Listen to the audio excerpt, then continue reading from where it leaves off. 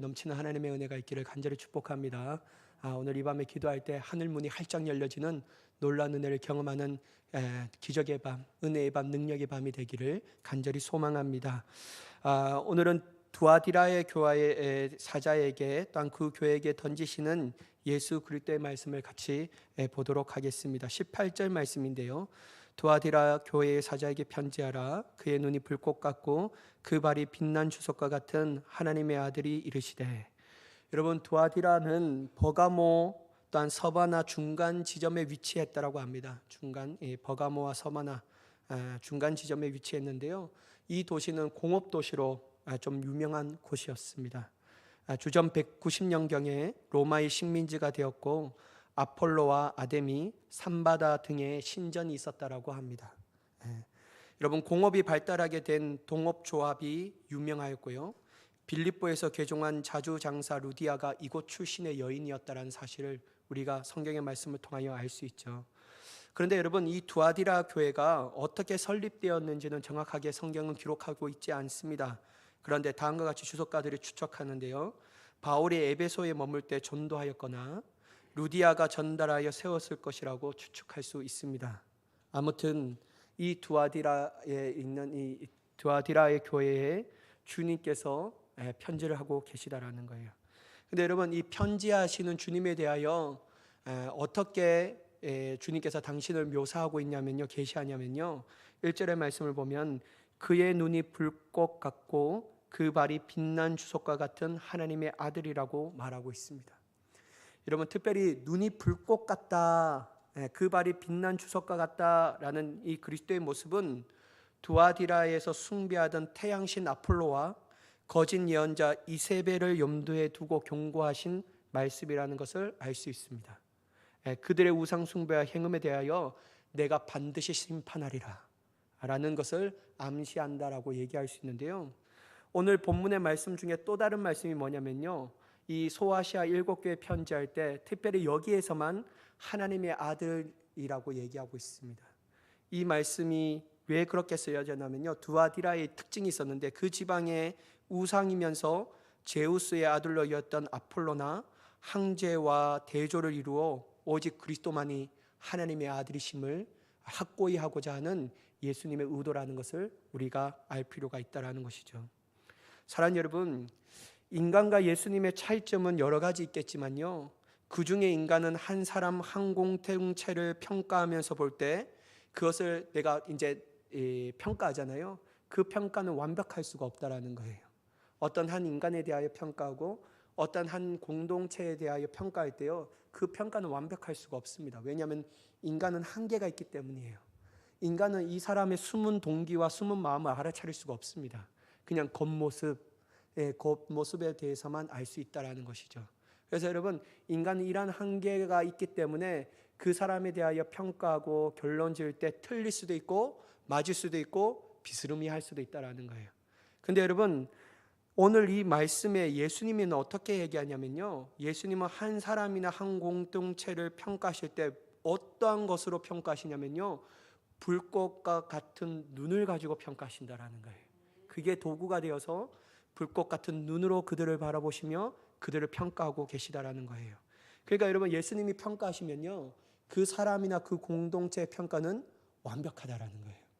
온전하게 평가할 수 있다라는 것이죠. 왜냐하면 여러분, 주님은 그들의 겉모습에 속지 않습니다. 그들의 겉모습에 속지 않아요. 그들은 어떠한 화려한 모습에 빠지지 않는 거예요. 그런 모습에 빠지지 않습니다. 제가 몇 번이나 얘기했지만요, 저도 여러분, 믿음이 날마다 막 이렇게 좋을 때가 있지 않지 않습니까? 믿음이 저도 막 바닥을 칠 때가 있거든요. 믿음이 바닥을 칠 때가 있어요. 쫙 바닥을 치면서 너무 힘들 때가 있어요. 그러면서 힘들다, 예수 그리스도를 믿는 게 쉽지 않군, 막 이렇게 할 때가 있어요. 막 그렇게 있는데요, 그럴 때마다 그래도 저는 이 목사이기 때문에 어떻게든지 성도들에게 믿음의 본을 보이기 위해서 내 마음은 그렇지 않은데도 불구하고 이 앞자리에 앉고, 내 마음은 예배를 드리고 싶지 않음에도 불구하고 예배 자리에 나올 수밖에 없는 기구한 운명을 타고나는 거예요. 저도 여러분, 설교를 하고 싶지 않을 때가 참 많거든요. 왜냐하면 이 말씀이 나에게도 부담스러운데 내가 어찌 이 말씀을 전하리요 말하면서 되게 부담스러울 때가 있어요. 근데 여러분 말씀을 전해야 되고 저는 예배를 드려야 하는 거죠. 그러면서 두 손을 올리면서 막 찬양해요. 근데 여러분 그 뒤에 앉는 모든 성도들이 저의 이런 모습을 보면 목사님 어떻게 저렇게 믿음이 충만할까, 어떻게 저렇게 하나님의 은혜를 간절히 사모할까, 참 뭔가 우리와 다르구나 라고 평가할 수 있어요. 근데 여러분 그 평가가 정확합니까? 틀리다라는 거예요.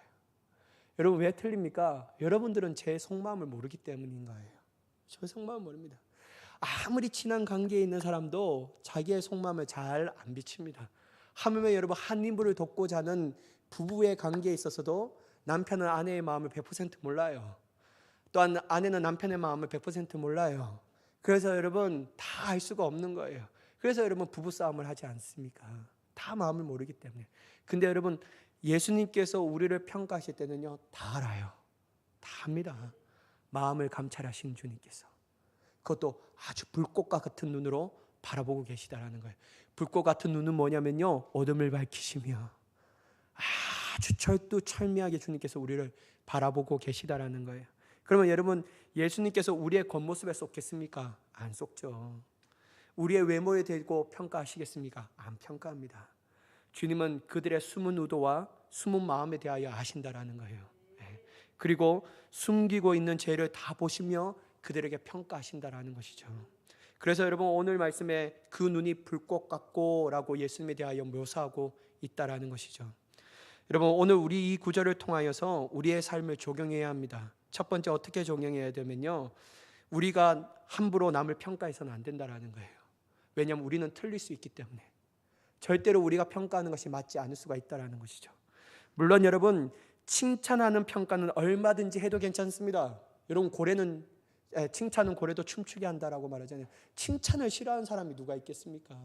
칭찬을 싫어하는 사람은 아무도 없습니다. 여러분 저에게 칭찬해 보세요. 저도 너무 좋습니다. 로또 1등 당하는 그런 좀 아닌가?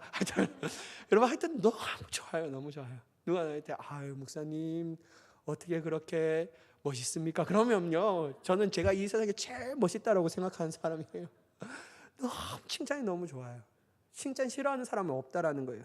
그래서 여러분 칭찬하는 것은 할 수 있는 대로 해야 합니다. 그 칭찬하는 것은 여러분 아무리 해도 부족함이 없다라는 거예요. 근데 여러분 어떤 걸 하지 말아야 되냐면요 부정적으로 평가할 때는 지양해야 된다라는 거예요. 이 부정적인 평가는요 함부로 해서는 안 된다라는 거예요. 왜냐하면 앞에 말씀드렸던 것처럼 우리가 보는 것과 판단하는 모든 것이 완벽하지 않고 온전하지 않기 때문입니다. 그래서 여러분 우리가 평가할 때 정말 주님이 보시기에 야 너 그거 틀렸다 야 네가 평가하는 게 틀렸어 하면서 우리가 실수할 수 있다라는 거예요. 그래서 여러분 실수함을 통하여 죄를 지을 수 있기 때문에 애초에 평가하지 않음을 통하여서 칭찬은 많이 하고 여러분 부정적인 평가는 하지 않음을 통하여 우리의 실수를 줄여야 한다라는 거예요. 아예 죄의 근원의 싹을 잘라버려야 한다라는 거예요. 근데 여러분 이게 잘 안 돼요. 이게 잘 안 돼요. 여러분 우리가 특히 잘하는 게 뭐냐면 평가하는 거잖아요. 저는 요즘에 뉴스를 너무 보기 싫은 사람 중에 하나이거든요. 너무 보기 싫어요. 너무 진짜 너무 보기 싫더라고요. 그래서 여러분 뉴스를 되도록 보지 아니하며 차라리 그냥 찬양을 많이 들으려고 하고 요즘에 제가 어떤 목사님 옆에 꽂혀 있냐면 박한수 목사님에 다 꽂혀 있고 그 박한수 목사님의 말씀을 많이 들으려고 아주 노력하고 있습니다. 여러분 차라리 그게 듣는 게 나아요. 뉴스만 보면요 괴로워요. 여러분 너무 괴롭다라는 거예요. 여러분 경제는 너무나도 날로 좋지 않습니다. 청년들의 실업률은 더욱더 커집니다. 여러분 이것이 정말 장기적으로 진행될 수 있다라고 말합니다. 그러니까 여러분 아름다운 소식, 좋은 소식, 행복한 소식은 온데간데 없고 우리의 삶의 무게를 짐을 더하게 하는 그런 나쁜 소식만 자꾸만 우리 귓가에 들리니까 무슨 기쁨이 있냐라는 거예요. 여러분 차라리 뉴스를 보지 않는 것이 좋습니다. 왜냐하면 볼 때마다 제 마음 가운데 아주 부정적인 평가가 막 나오는 거예요. 저 사람은 이래서 안 되고 이 사람은 이래서 안 되고 도대체 우리나라는 뭐 하는 건지 막 이렇게 자꾸 평가가 하려고 하고 그 평가를 통하여서 마음에 막 부정적인 생각이 막 사로잡는 거예요. 근데 여러분 그러므로 여러분 우리는 아예 제된 것을 보지 아니하면서 우리의 마음을 온전한 기쁨과 온전한 행복 가운데 우리의 마음을 둬야 될 줄 믿습니다. 그러니까 여러분 뉴스를 적게 보고 오직 하나님의 말씀을 온전히 들을 수 있는 귀한 은혜가 되기를 간절히 축복합니다. 단 두 번째는 뭐냐면요, 우리는 항상 불꽃 같은 눈으로 우리를 바라보시는 예수님의 시선을 의식하며 살아가야 한다는 거예요. 저 사람 저렇게 살아가야 돼. 아니. 나를 향한, 내가 어떻게 살아가야 될지에 대하여 분명하게 인식을 가져야 한다는 거예요. 나는 오늘 하루도 누구를 의식하며 살아가야 할까? 누구를 의식하며 살아가야 될까? 여러분, 주일날도 말씀드리겠지만 모세는요, 그때는 여러분 죄 지을 때는 하나님 의식하지 않습니다. 사람 의식한 거예요. 있나 없나 보면서 막 때리는 거예요. 그리고 아무도 보지 않으니까 모래에 감춰버리는 겁니다. 근데 여러분, 불꽃 같은 눈으로 우리를 바라보시는 주님이 항상 우리를 주목하고 계시다면요, 우리는 죄를 지을 수가 없는 거예요. 죄를 지을 수 없는 거예요. 어떤 죄를 지을 수 있습니까? 불꽃 같은 눈으로. 화장실도 가지 아니하시고 우리를 바라보고 계시는데, 주님이 우리를 날마다 바라보고 계시는데 어떻게 여러분 우리가 죄를 지을 수가 있냐라는 거예요. 죄를 지을 수가 없다라는 거예요. 그래서 여러분, 우리가 오늘 이 말씀을 통해 우리의 삶에 적용해야 될 것은 뭐냐면, 오늘도 지금도 단 1분 1초도 주님의 시선은 우리에게 떠나지 않는다. 그것도 불꽃 같은 눈으로 우리를 바라보고 계신다. 그래서 나는 주님의 불꽃 같은 눈에 항상 의식하며 살아가야 되겠다. 그게 너무 좋은 겁니다. 너무 좋은 거예요. 저는 고신대학교 병원을 잘 가지 않지만요, 제가 한번 예전에 말씀드렸잖아요. 고신대학병원, 이게 주차하기가 너무 힘들어요. 모르겠습니다. 나는 너무 힘들더라고요. 특별히 여러분, 이 정심고 때 이게 좀 전으로 가면요, 주차하려면요 1시간을 기다려야 되는 것 같아요. 제 마음 가운데 하여튼 뭐 30분이지만 저는 성격이 급해갖고 이거는 어떻게 줄어들지 않을까, 이쪽으로 가면 더 막히는 것 같고 이쪽으로 가면 더 막히는 것 같아요. 그래서 막 이게 어떻게, 이 병원은 도대체 돈을 어디에 쓰나 막 이러면서 생각하면서 주차장을 좀 늘려라, 내 마음 가운데 막 터덜거리면서 가는데요, 딱 지나가면서 옆에 벽면에 뭐라 써있냐면 코람데오라고 써있어요. 코람데오라고 써있어요. 그게 뭐냐면 하나님의 면전 앞에서, 우리의 삶이 여러분 하나님의 면전 앞에서 모든 것을 행한다라고 생각하면요, 여러분 불평불만할 수 없는 거예요. 내가 고신대 병원에 들어갈 수 있는 자체가 은혜라는 겁니다. 여러분 어떻게 불평불만할 수가 있냐라는 거예요. 할 수가 없습니다. 할 수가 없어요. 근데 여러분, 우리가 하나님의 면전 앞에서 사는 것이 아니라 사람들의 시선 앞에서 살아서 안 보이면 불평불만하고 보이면 안 그런 척하고 하니까 여러분, 주님이 우리의 불꽃 같은 눈을 보면 얼마나 가식덩어리겠냐라는 거예요. 사랑하는 여러분, 우리는 날마다 진실한 자가 되어야 될 줄 믿습니다. 날마다 우리의 자신을 속이는 자가 되지 않고 사람을 의식하는 자가 되어야 하는 것이 아니라 날마다 불꽃같이 우리의 눈을 바라보시며 주님 앞에서 신실한 자로 설 수 있는 귀한 은혜를 누리며 나아가는 자가 되기를 간절히 축복합니다. 그때 여러분, 우리는 죄 많은 이 세상 가운데서 승리할 수 있는 거예요. 이게 비결이라는 거예요. 비결이라는 거예요. 여러분, 정말 주님께서 우리를 불꽃 같은 눈으로 바라보고 계시다면요, 우리는 항상 예수님 앞에서 정직하게, 거룩하게, 신실하게 살아가게 되는 줄 믿습니다. 우리의 본성은 그것을 하고 싶지 않지만 우리의 생명 주인 되시는 주님이 우리의 삶을 바라보신다는 분명한 인식 때문에 그렇게 살아갈 수밖에 없는 거예요. 주님이 그렇게 살아가게끔 만드신다라는 것이죠. 여러분, 이것이 우리의 삶 가운데 거룩해질 수 있는 비결이 되는 줄 믿습니다. 이러한 비결이 저와 여러분의 삶 가운데 능히 이뤄지는 귀한 열매가 맺혀지는 그러한 은혜를 복을 누리며 나아가는 저와 여러분이 되기를 간절히 축복합니다.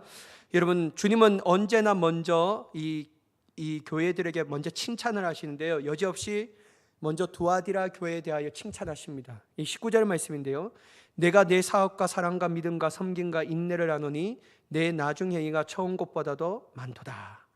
여러분, 오늘 본문에서 5가지 칭찬 덕목이 나옵니다. 첫 번째, 먼저 두아디라의 뭐를 칭찬하며 사업을 칭찬한다라는 거예요. 사업. 여러분, 여기서 뭐 사업이라는 것은 사업가들이 많아서 대단한 하나님의 사업을 했나, 그게 아니에요. 여러분, 이 사업이라는 헬라어 단어가 에르가라는 단어를 쓰는데요, 이건 뭐냐면요, 에베소 교회의 행위와 같은 것으로 연이어 언급되는 사랑, 믿음, 섬긴, 인내 등을 포괄하는 것입니다. 이 사업이 주님께서 하셨다라는 거예요. 너무 그들의 삶 가운데 사랑과 믿음과 섬김과 인내 등 이러한 포괄되는 모든 하나님의 선한 일들이 나타나고 있다라는 것이죠. 그래서 여러분, 주님께서 이것을 먼저 칭찬하고 있다라는 것이죠. 두 번째는 뭐냐면 사랑인데요, 특별히 여러분, 이 사랑은 에베소 교회가 부족했던 것이었습니다.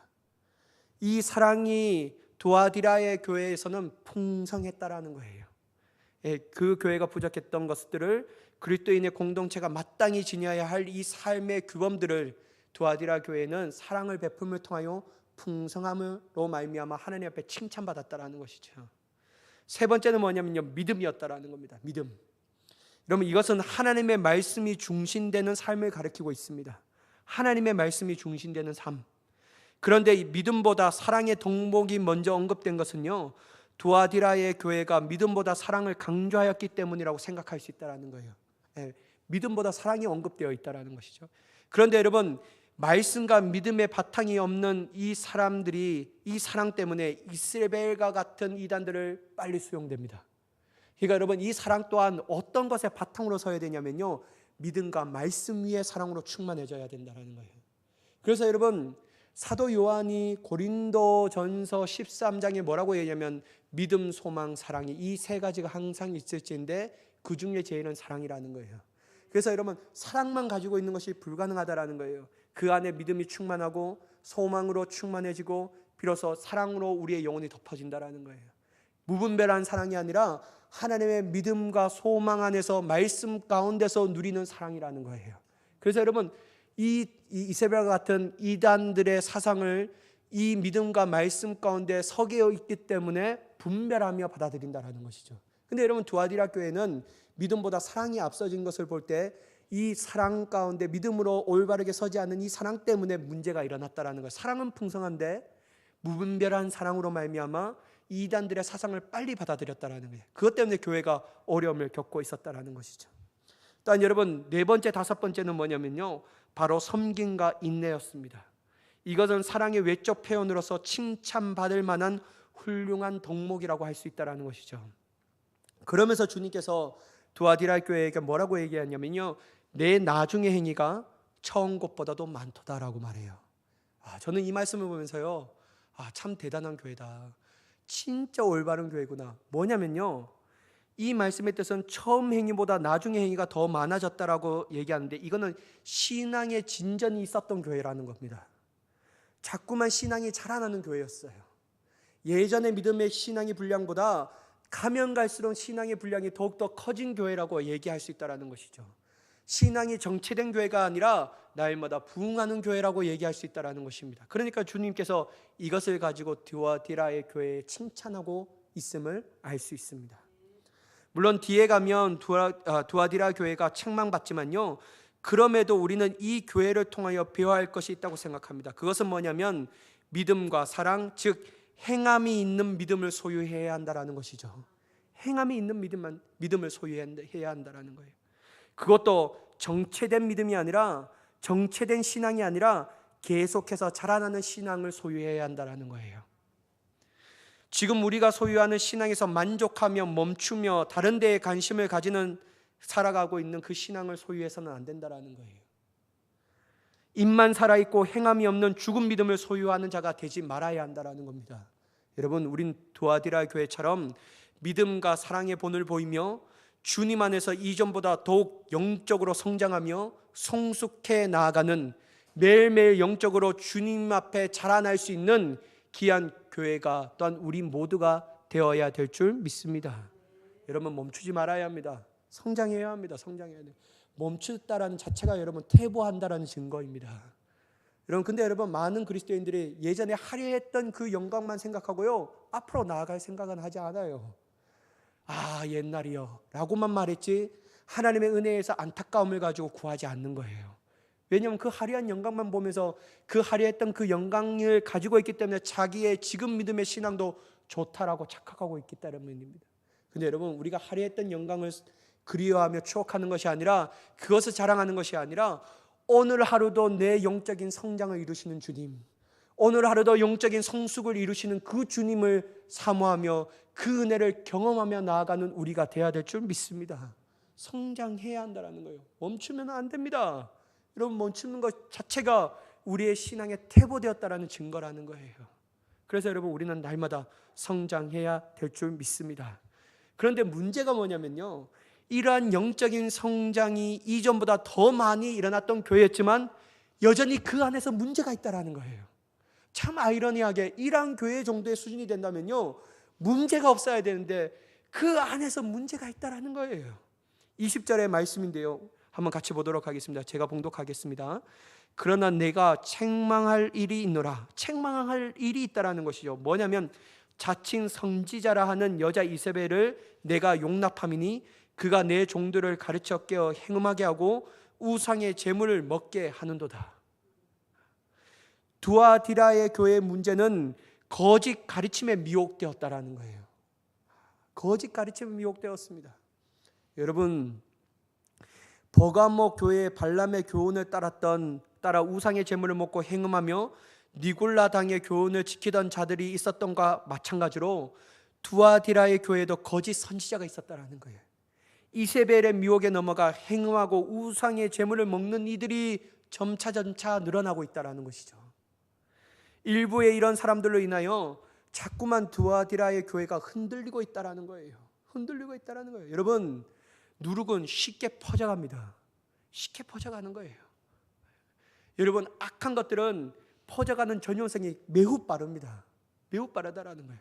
그러니까 여러분, 주님께서 이거를 경계함을 통하여 지금 너희가 이것을 주목하면 이것을 잘라내버려야 하고 이 사람에게 대하여 건면하여 이 사람이 돌이킬 수 있도록 해야 되는데 너희는 왜 이것들을 용납하고 있느냐? 도리어 왜 이것들을 용납하고 있느냐? 왜 그러냐면요, 무분별한 사랑 때문에 그렇습니다. 무분별한 사랑 때문에 그렇다라는 거예요. 네. 여러분, 구약 성경의 이세벨은 남편 아합과 함께 바알 숭배를 부추긴 인물이었습니다. 자칭 사도, 자칭 유대인과 같이 이세벨은 자칭 선지자일 뿐 예수님이 인정하신 선지자가 아니었다라는 거예요. 두아디라 교회가 버가모 교회와 마찬가지로 우상의 제물을 먹는 것과 행음은 육체적인 죄와 더불어 영적인 죄를 저지르고 있었다라는 거예요. 여러분, 영적으로 성장했는데 이러한 일들이 일어나고 있다라는 거예요. 그러면서 여러분, 제가 깨달았던 결론, 부흥이 일어나고 영적 성장이 일어난 교회와 공동체에는 반드시 문제가 있구나. 함께 문제가 도사리고 있구나. 여러분, 사단은요, 부흥하는 교회 공동체, 영적 성장이 일어나는 교회와 공동체를 가만히 내버려 두지 않습니다. 어떻게든지 그 교회와 공동체를 막 흔들려고 한다는 거예요. 특별히 여러분, 하나님의 말씀을 교모하게 변질시켜서 복음과 멀어지게 하며 도리어 세상의 가치관과 이치를 따르게 합니다. 또한 그러함으로 통해서 세상에 절하게 한다는 거예요. 자기가 만들어낸 우상에 절하게 한다는 거예요. 그리고 성적으로 타락하게 한다는 것이죠. 그것도 자칭 선지자라고 말하는 이 지도급 인사를 통해서 그러한 일들이 장하게 된다는 것이죠. 오늘날로 말하자면 성경을 가르치고 말씀은 전하는 일부의 목회자를 통해서 그러한 일들이 일어나게 한다는 거예요. 그러므로 여러분, 우리는 언제 어디든지 영적으로 반드시 깨어있는 자가 되어야 될 줄 믿습니다. 영적으로 반드시 깨어있는 자가 되어야 한다는 거예요. 부흥하는 교회가 있다고 해서, 내 자신이 부흥하는 교회가 있다고 해서, 영적으로 성장하는 거룩한 공동체에 있다고 해서 우리의 영혼이 절대적으로 안전하고 보호함을 받는다라는 확신을 해서는 안 된다라는 거예요. 오직 우리의 영이 깨어 영적인 분별력을 소유하여 악한 마귀의 계교를 알아차려야 하는 우리의 자가 되어야 될 줄 믿습니다. 오직 복음을 부여잡고 주님 은혜 안에 거하기를 사모하는 자가 되어야 될 줄 믿습니다. 오직 주님의 말씀의 검을 가지고 적극적으로 영적인 전투에 임하는 자가 되어야 될 줄 믿습니다. 그럴 때 여러분, 넘어지지 않는 거예요. 넘어지지 않습니다, 여러분. 그렇지 않으면 여러분, 우리는 쉽게 넘어지는 자입니다. 나는 이러한 부흥하는 교회에 속해 있기 때문에 내 영혼은 안전해. 아니에요, 여러분. 안전은 장담할 수 없는 거예요. 사단은 부흥하는 교회를 어떻게든지 넘어뜨리려고 그 모든 성도들, 깨어있지 아니하고 분별하지 않는 성도들에게 들어가서 하나님의 말씀을 교묘하게 변질시켜서 그들을 세상을 따르는 이치로 만들어버린다는 거예요. 그래서 여러분, 우리는 깨어있어야 합니다. 깨어있어야 합니다, 여러분. 깨어있지 않으면요, 넘어집니다. 깨어있지 않으면 넘어지는 거예요. 여러분, 21절의 말씀인데요, 또 내가 그에게 회개할 기회를 주었으되 자기의 음행을 회개하고자 하지 아니하는도다. 여러분 놀랍게도 21절의 말씀을 보면요, 예수님은 거짓 선지자인 이세벨에게도 회개할 기회를 주셨다라고 말합니다. 이 이세벨에게도 회개할 기회를 줘요. 그러나 여러분, 이세벨은 회개할 기회를 거부합니다. 불의를 행하는 자는 그대로 불의를 행하고 의로운 자는 그대로 의를 행하게 하라는 말씀처럼 요한계시록에 등장하는 악인들에게 회개의 가능성은 거의 없다라고 볼 수 있다는 거예요. 사랑하는 여러분, 예수 그리스도를 믿었다고 해서 완벽한 존재가 되는 것은 아닙니다. 여전히 주님 앞에서 육체의 한계를 잊고 있기 때문에 연약한 자라는 거예요. 넘어지기 쉬운 자입니다.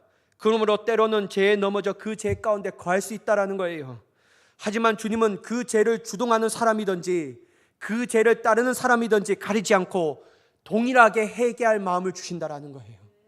회개할 마음을 주시는 거예요. 하나님이 긍휼한 마음으로 회개할 마음을 그들에게 부어주십니다. 자신이 죄를 짓고 하나님을 대적한다는 사실을 알게 함을 통하여 회개를 할 수 있도록 하나님께서 적극적으로 그들에게 은혜를 부어주십니다.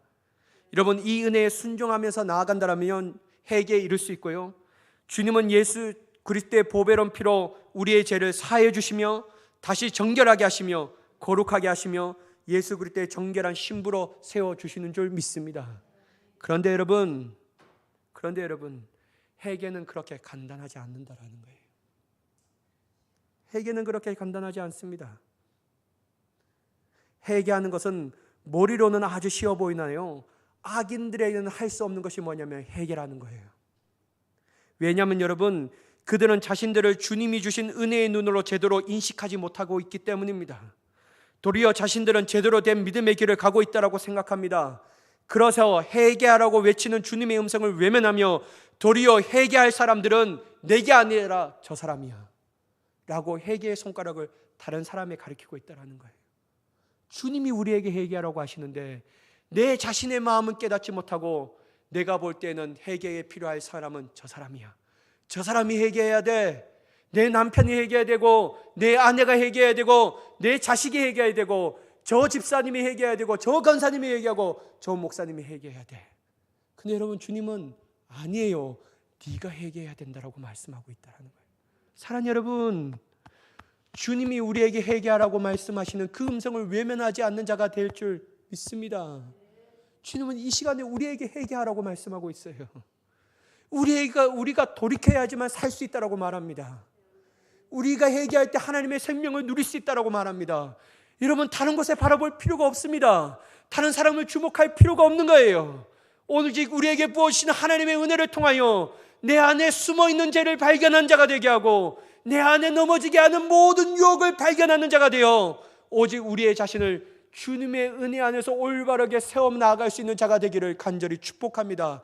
그러기 위해서는 철저하게 회개해야 됩니다. 철저하게 회개해야 돼요. 나는 온전하지 않아요. 우리는 온전한 자가 되는 것이 아니에요. 오직 주님이 우리에게 회개하라고 할 때 온전하시고 완벽하신 예수 그리스도의 보혈을 힘입어야 될 줄 믿습니다. 주님이 우리가 자신이 회개하기를 원하신다라는 거예요. 그래서 여러분, 회개를 회피하지 말아야 합니다. 여러분, 회개는 저주가 아니라 도리어 우리의 영혼이 회복되고 다시 살 수 있도록 하시는 하나님의 은혜이며 복인 줄 깨닫시기를 바랍니다. 하나님의 은혜이며 복이라는 거예요. 수치가 아니라는 겁니다. 하나님의 은혜의 시작이라는 거예요. 그러므로 여러분, 언제든지 우리를 향하여 회개하라고 하시는 하나님의 음성에 순종하며 나아가는 복된 자가 되기를 간절히 축복합니다. 여러분, 회개하지 않는 그들에게 주님은 회복과 살리시는 은혜 대신 그 행위대로 갚으시는 주님의 심판에 대하여 말씀하고 계십니다. 22절과 23절의 말씀인데요, 볼지어다 내가 그를 침상에 던질 터이요 또 그와 더불어 간음하는 자들도 만일 그 행위를 회개하지 아니하면 큰 환난 가운데 던지고 또 내가 사망으로 그의 자녀를 죽이리니 모든 교회가 나는 사람의 뜻과 마음을 살피시는 자인 줄 알지라. 내가 너희의 각 사람의 행위대로 갚아주리라. 사랑하는 여러분, 회개를 거부하는 이세벨은 침상 즉 병상에 던져질 것이라고 말씀하십니다. 그와 같이 간음하는 자들 역시 회개하지 않는다면 큰 환난을 당할 것이라고 말씀하고 계시다라는 거예요. 이 단어는 사도 요한이 당한 환난에도 사용되었지만 그 성격은 아주 다릅니다. 어린 양을 따르는 사도 요한과 안디바를 비롯한 신실한 그리스도인들은 억울한 환난을 겪지만 짐승이나 거짓 선지자를 따르는 이들은 정당한 환난에 처해진다라는 거예요. 이건 뭐냐면 하나님이 주시는 환난이라는 거예요. 차원이 다르다라는 거예요. 차원이 다르다라는 거예요. 어린 양이 따르는 자들이 받는 환난은 짐승이 주는 고난이고, 짐승을 따르는 자들이 받는 환난은 어린 양이 주시는 고난이라는 거예요. 그래서 여러분 질적으로 다르다라는 거예요. 주님은 거짓 선지자에게 미혹되지 않으려면 뭐라고 말씀하시냐면요, 거짓 가르침을 분별하는 지혜가 있어야 된다라고 분명하게 말씀하십니다. 그리고 25절에 너희에게 있는 것을 내가 올 때까지 뭐라고 얘기하십니까? 굳게 잡으라. 너에게 있는 것은 두아디라 교회인들이 처음 가졌던 그리스도에 관한 참된 진리와 소망과 특권을 가리키는 것입니다. 이것을 내가 올 때까지 성도들의 궁극적인 승리의 날인 그리스도의 영광스러운 재림의 날까지 굳게 잡으라는 거예요. 한편으로 굳게 잡으라는 것은 진리를 굳게 잡고 끝까지 변치 말아야 함을 의미하고 있습니다. 사랑하는 여러분, 저는 이 말씀을 다른 말로 대처하려고 합니다. 여러분, 우리는 생명의 복음을 굳게 잡아야 합니다. 생명의 복음을 굳게 잡아야 해요. 우리의 의와 자기 공로, 그리고 이 세상에서 이루어진 자신의 업적을 붙잡는 것이 아니라 오직 생명을 굳게 붙잡아야 해요. 그것도 단 한 번에 붙잡는 것으로 그치는 것이 아니라 시간이 날 때마다, 아니 언제든지 이 손에서 복음을 놓지 말아야 합니다. 내 상황과 환경과 형편이 어떠하든지 복음을 붙잡고 있는 이 손을 놓치지 말아야 한다는 거예요. 그 복음을 굳게 잡고, 언제까지 굳게 잡냐면요, 주님이 오실 때까지, 우리가 하나님의 앞에 서는 그날까지 굳게 잡아야 될 줄 믿습니다. 이럴 때 우리는 이기는 자가 된다는 거예요. 이럴 때 여러분, 우리는 주님의 일을 끝까지 지키는 자가 되는 줄 믿습니다. 여러분, 제발 놓지 말아야 합니다. 제발 놓지 말아야 하는 거예요. 사랑하는 여러분, 그리스도인들의 연속되는 사단과의 투쟁이며 그 가운데 인내하는 삶을 살아가야 합니다. 언제까지요? 주님이 오실 때까지요. 우리의 삶은 여러분, 말로 다 할 수 없는 영적인 투쟁이라는 거예요. 말로 다 할 수 없는 사단과 하루하루 싸워가야 하는 영적인 전쟁입니다. 근데 여러분, 우리가 정신을 잃어버리고 주님의 복음을 놓고 있다면요, 백전백패합니다. 우리의 힘으로 싸우는 것이 아니에요. 붙잡고 있는 복음으로 싸우는 것입니다. 우리의 대장 되시는 예수님께서 우리를 대신하여 싸워주시는 거예요. 그러면 여러분, 우리가 어떻게 해야 되면 주님을 잘 따라가야 하는 거예요. 어떻게 잘 따라가야 합니까? 주님의 손을 콕 잡고 따라가야 합니다. 콕 잡고요. 콕 잡고 따라가요. 여러분, 수많은 이 명성지에서, 수많은 이 정말 넓고 넓은 이 쇼핑몰에서 어린아이가 부모님의 손을 콕 잡고 있으면요, 잃어버리지 않습니다. 여러분, 고아가 되지 않아요. 미아가 되지 않습니다. 미아가 되지 않는 거예요. 고아는 아니고 미아가 되지 않아요. 근데 여러분, 한 시간도 부모의 손을 잡지 아니하고 다른 것에 눈이 팔려서 험한 것을 바라보면요, 부모의 손을 놓쳐버리며 미아가 되어버리는 거예요. 사랑하는 여러분, 우리는 영적인 미아가 되지 말아야 합니다. 주님의 손을 꼭 잡아야 해요. 언제까지요? 끝까지요. 주님이 오실 때까지요. 그래야지만 여러분, 우리는 영적인 미아가 되는 것이 아니라 그리스도의 큰 군대가 되어서 우리의 대장 되신 주님과 함께 영적인 싸움을 싸워 이기는 자로 세워지는 하나님의 놀라운 특권을 누리는 자가 되는 줄 믿습니다. 이기는 자가 여러분, 주님과 함께 온 세계와 열방을 다스린 자가 되는 거예요. 사랑하는 여러분, 끝까지 믿음의 승리를 걸어 나아가 승리하는 자로서, 이기는 자로서 주님 앞에 영광을 돌리는 저와 여러분이 되기를 예수 그리스도의 이름으로 간절히 축원합니다. 기도하겠습니다. 사랑의 하나님, 우리를 불쌍히